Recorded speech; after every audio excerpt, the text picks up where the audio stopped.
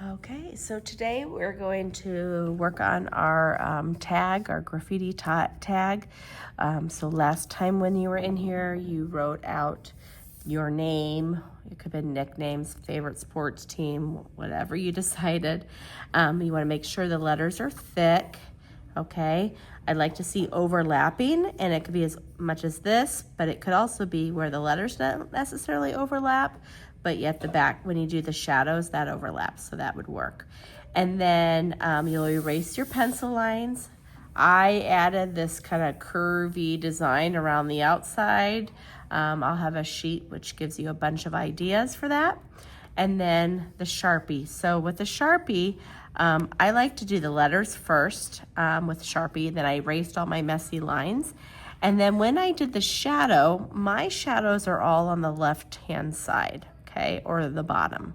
Okay, so maybe yours is gonna be the opposite, and that's fine as long as you're consistent. So mine, like this one's on the left, it's on the bottom and left here, left, left on the inside, left, left, bottom, okay, so you can kind of see how that is.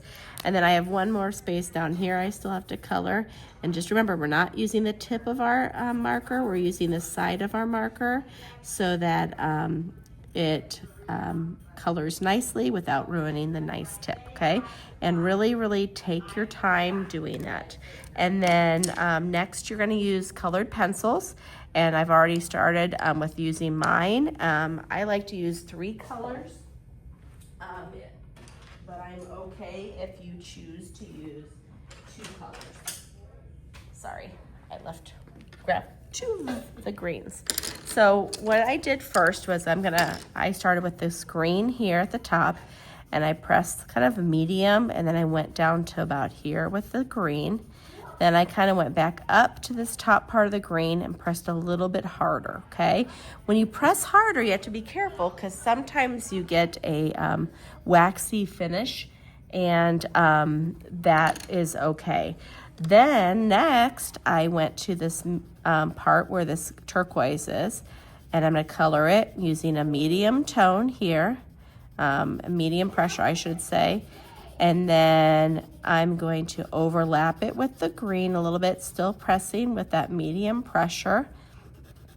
And then when I get to this middle where I'm gonna have it that solid turquoise color, I'm gonna press a lot harder, okay? Because I want that to be more of a pure color right in there. So I'm pressing a lot harder right in there. And then when I get down here, I'm gonna go into medium pressure, okay? So it's not like a stark line. Then my last color I chose is blue. So I'm gonna color this with blue.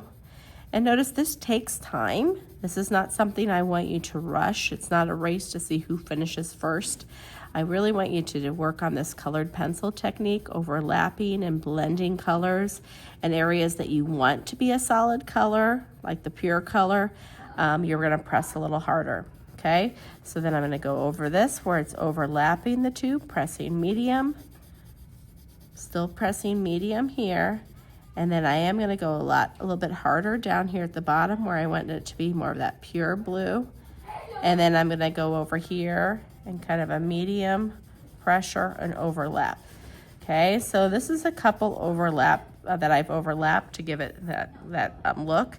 This, notice how much lighter this is than that one. That just means for me personally that I want to go back over that area and darken it a little bit more, so the color's a little more vibrant. So I've chose these 3 colors. I'm going to be consistent, but you could have every letter different color choices. That's completely up to you. Then the last step would be this little bubble area around here. That bubble area, you can color with colored pencils again, but if you choose to do marker, that is fine. Just make sure if you use marker that you're taking your time with it, okay? We're not racing like this to see how fast we can go.